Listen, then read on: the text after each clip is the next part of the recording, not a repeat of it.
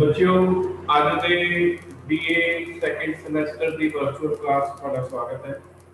Last lecture ਦੇ ਵਿੱਚ ਅਸੀਂ ਜਿਹੜਾ ਹੈ ਛੋਟੇ ਕੁਐਸਚਨ ਡਿਸਕਸ ਕਰ ਰਹੇ ਸੀ। ਕਾਸਟ ਵਾਲੇ ਜਿਹੜਾ ਚੈਪਟਰ ਹੈ ਉੱਥੇ ਤੱਕ ਥਰਡ ਯੂਨਿਟ ਦੇ ਵਿੱਚ ਅਸੀਂ ਪ੍ਰਵੇਸ਼ ਜਿਹੜਾ ਹੈ ਉਹ ਕਰ ਚੁੱਕੇ ਸੀ।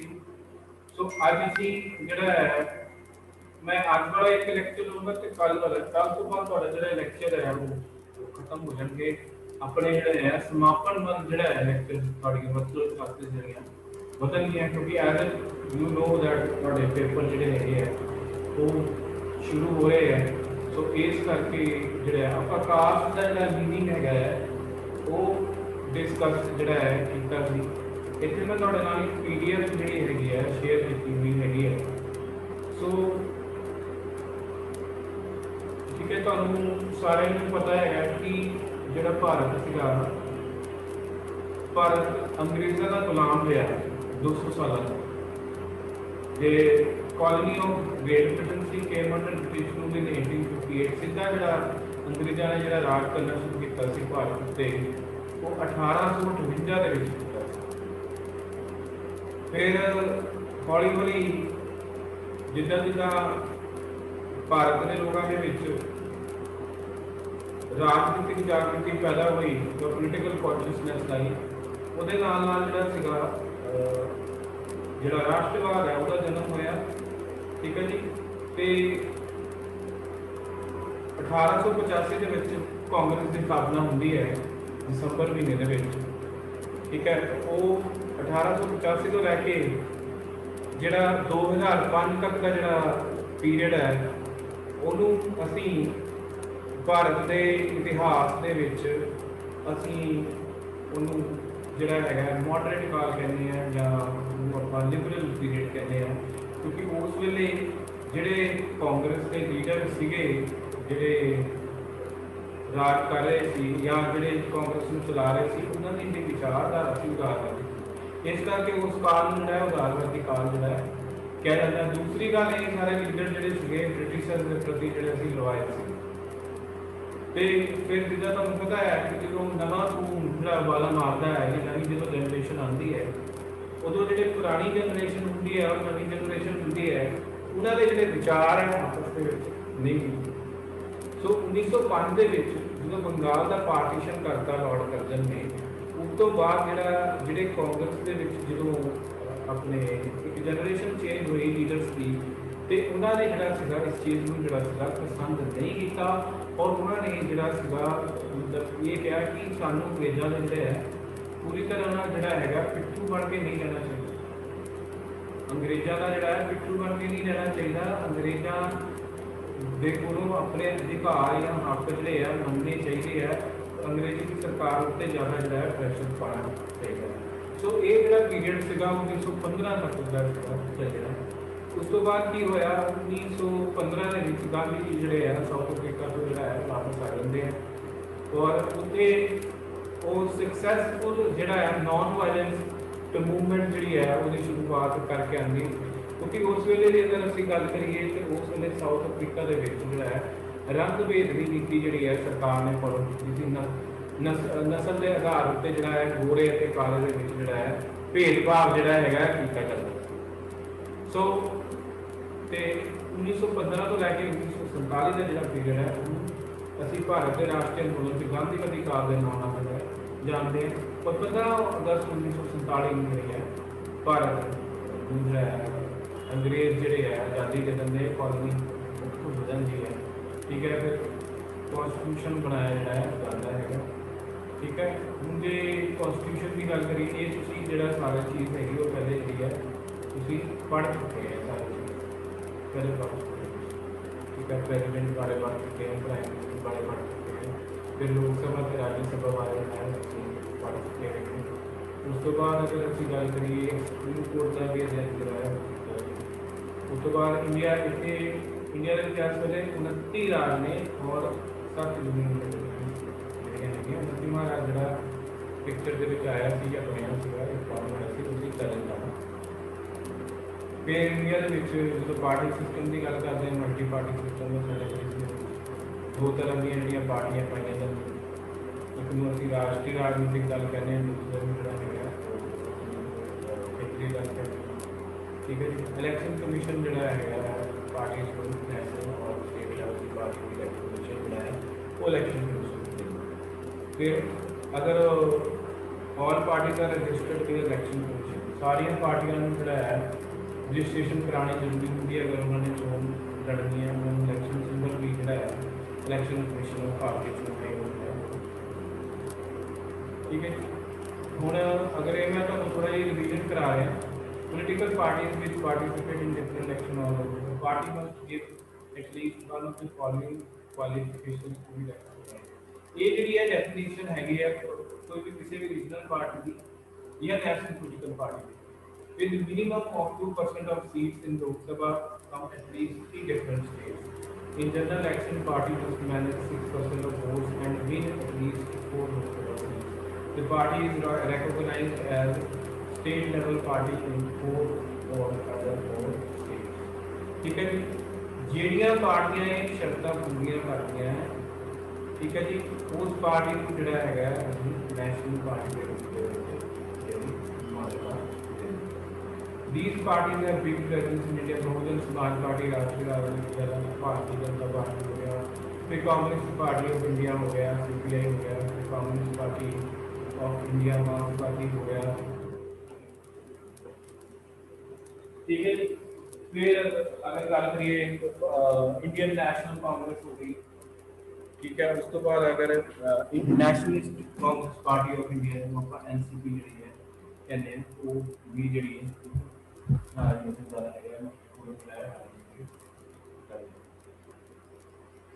ठीक है जी फिर ਇਹ ਵੀ ਤੁਹਾਨੂੰ ਛੋਟਾ ਕੁਐਸਚਨ ਆ ਸਕਦਾ ਹੈ the word Bahujan means majority of people and samaj means society BSP represents the majority of people represents mainly oppressed sections of society oppressed sections of society ਨੂੰ ਜਿਹੜੀ ਪਾਰਟੀ represent ਕਰਦੀ ਹੈ ਠੀਕ ਹੈ ਉਹਨੂੰ ਅਸੀਂ BSP ਦਾ ਨਾਮ BSP ਮਤਲਬ ਇਹ ਜਿਹੜੀ ਹੈ ਕਿ ਇਸ ਚੀਜ਼ ਨੂੰ ਜਿਹੜਾ ਹੈ ਕਲੇਮ ਕਰਦੀ ਹੈ ਠੀਕ ਹੈ ਜੀ। ਉਸ ਤੋਂ ਬਾਅਦ ਅਗਰ ਇਹਦੇ ਚੋਣ ਆਪਣੇ ਇਲੈਕਸ਼ਨ ਸਿੰਬਲ ਦੀ ਗੱਲ ਕਰੀਏ ਤਾਂ ਐਲੀਫੈਂਟ ਜਿਹੜਾ ਹੈ ਚੋਣ ਸਿੰਬਲ ਹੈ ਤੁਹਾਨੂੰ ਸਾਰਿਆਂ ਨੂੰ ਪਤਾ ਪਿੱਛੇ ਜੇ ਅਕਾਲੀ ਦਲ ਜਿਹੜੀ ਪੰਜਾਬ ਦੇ ਵਿੱਚ ਕਿਹੜੇ ਦਲ ਹੈ ਔਰ ਜਿਹੜੀ BSP ਹੈ ਉਹਦੇ ਨਾਲ ਅਕਾਲੀ ਦਲ ਦਾ ਹੈ ਸਮਝੌਤਾ ਹੋਇਆ ਪੰਜਾਬ ਦੇ ਵਿੱਚ ਪਰ ਬਹੁਜਨ ਸਮਾਜ ਪਾਰਟੀ ਜਿਹੜੀ ਹੈ 20 ਸੀਟਾਂ ਉੱਤੇ ਜਿਹੜੀ ਹੈ ਚੋਣ ਲੜੂਗੀ ਔਰ ਬਾਕੀ ਜਿਹੜੀਆਂ ਸੀਟਾਂ ਉੱਤੇ ਜਿਹੜੀ ਹੈ बाकी सीटा उत्ते कई पार्टी चोन लड़ूगी अकाली दल टोटल 117 सीटा है 117 चुनिया है 20 सीटा उसकी माइनस कर दो बाकी सीटा उत्ते अकाली दल फिर भारतीय जनता पार्टी बारे गल करिए translates into Indian people's party आप अगर इन इंग्लिश ट्रांसलेट करिए भारतीय इंडियन पीपल पार्टी की तरफ राइट विंग है पोलिटिकल पोजीशन जी है right wing strongly adheres to right wing party ਜਿਹੜੀ ਹੁੰਦੀ ਹੈ ਜਿਹੜੀ ਇਸ ਫਿਲਾਸਫੀ ਦੇ ਵਿੱਚ ਵਿਸ਼ਵਾਸ ਜਿਹੜਾ ਹੈ ਰੱਖੇ ਇਸ ਫਿਲਾਸਫੀ ਦੇ ਵਿੱਚ ਵਿਸ਼ਵਾਸ ਰੱਖੇ ਜਿਹੜੀ ਸਲਾਈਡ ਲਿਆਣੀ ਪੈਣੀ ਉੱਤੇ ਕਿਉਂਕਿ ਸਲਾਈਡ ਨਹੀਂ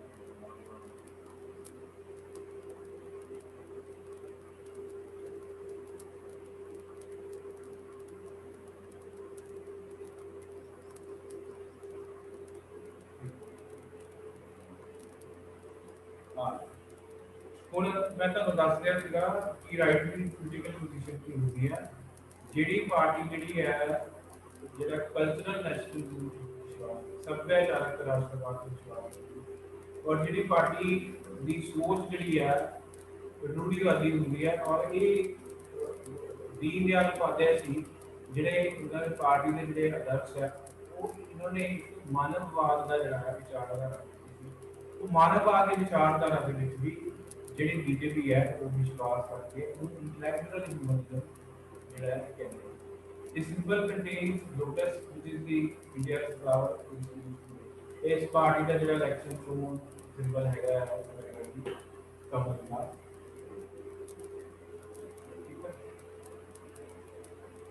ਹੁਣ ਅਗਲੀ ਪਾਰਟੀ ਤੇ ਆਉਂਦੇ ਆਪਾਂ Communist Party of India, the oldest party to have begun communist movement in India. सब नालों पुराना जिहड़ा है ये साम्यवादी दल जिहड़ा है भारत ਦੇ ਵਿੱਚ ਕੰਮ ਕਰ ਰਿਹਾ ਹੈ। ਸਿੰਬਲ ਹੈਗਾ ਜੀ ਇਹਨਾਂ ਦਾ ear of corn and sickle, ear of corn ਕਣਕ ਤੇ ਸਿਕਲ, मतलब इतना चुप निकल ठीक है जी। उस तो बाद red is the colour of struggle symbolising communist party, जिहदा years of corn and symbol, ठीक है।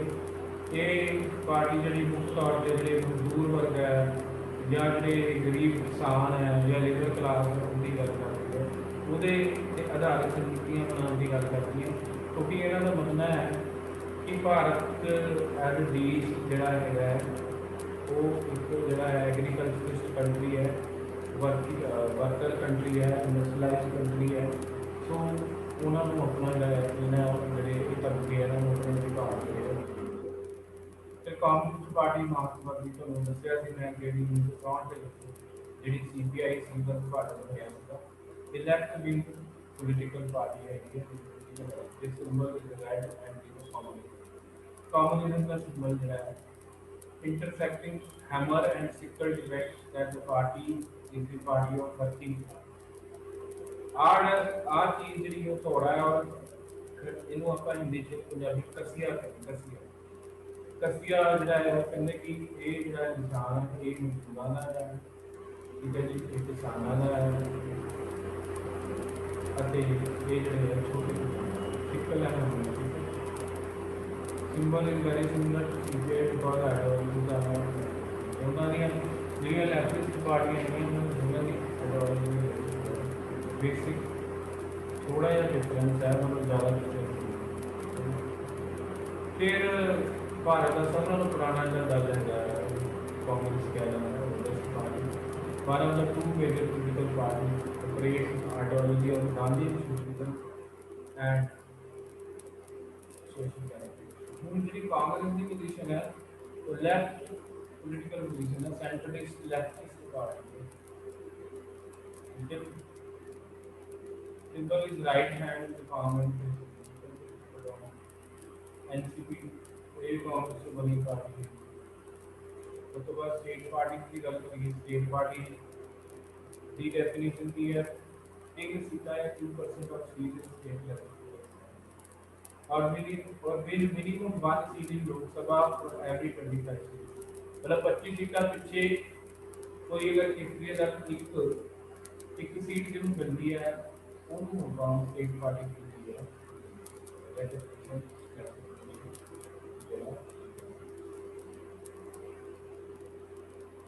ठीक है जी।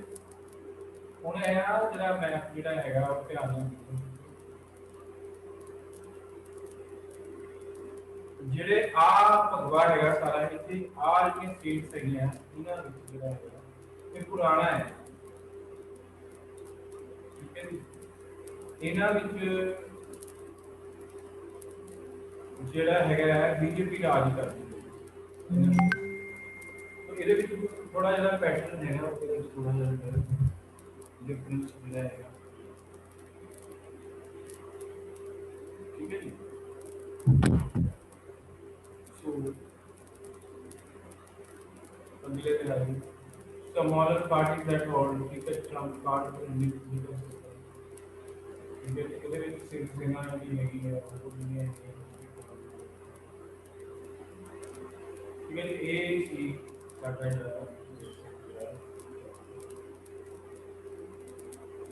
सो ਹੁਣ ਜਿਹੜੇ ਥੋੜੇ ਜਿਹੇ ਕੁਐਸਚਨ ਆਪਾਂ ਜਿਹੜੀ ਤੁਹਾਡੀ ਬੁੱਕ ਦੀ ਬੈਕ ਸਾਈਡ ਤੇ ਉੱਤੇ ਦਿੱਤੇ ਹੋਏ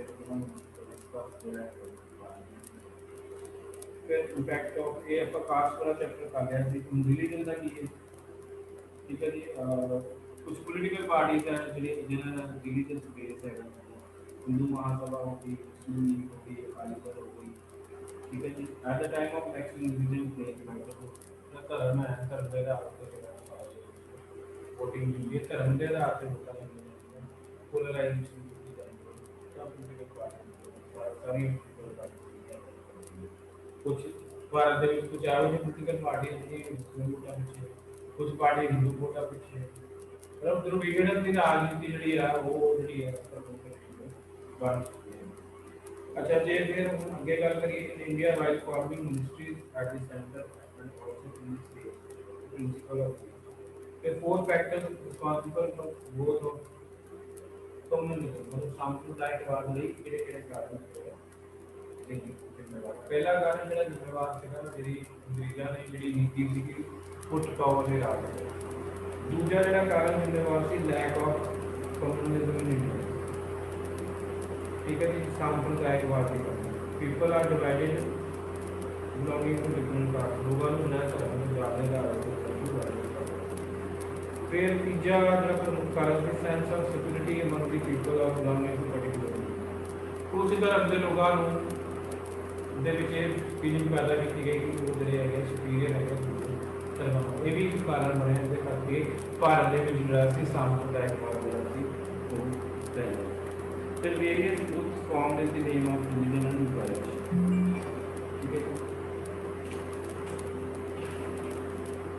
ठीक है बाकी ਅਸੀਂ ਜਿਹੜਾ ਹੈ ਕੱਲ ਡਿਸਕਸ ਕਰਕੇ ਜਿਹੜਾ ਹੈ ਆਪਣਾ ਹੁਣ ਮੇਰੀ ਇੱਕ ਮੀਟਿੰਗ ਹੈਗੀ ਹੈ SVEEP the so I have to leave ਕੱਲ ਨੂੰ ਜਿਹੜਾ ਹੈਗਾ ਅਸੀਂ ਬਾਕੀ ਕੰਪਲੀਟ ਕਰਕੇ ਤੇ ਕੱਲ ਤੋਂ ਜਿਹੜਾ ਲਾਸਟ ਲੈਕਚਰ ਹੈਗਾ ਇਸ ਸੈਸ਼ਨ ਹੈਗਾ ਇਸ ਸਮੈਸਟਰ ਦਾ ਲਾਸਟ ਲੈਕਚਰ ਹੈ ਕੱਲ शायद मैं आज ही का शाम में ही पा रहा हूँ ठीक है कल की डेट पाऊँगा और करके कल की date thank you for attending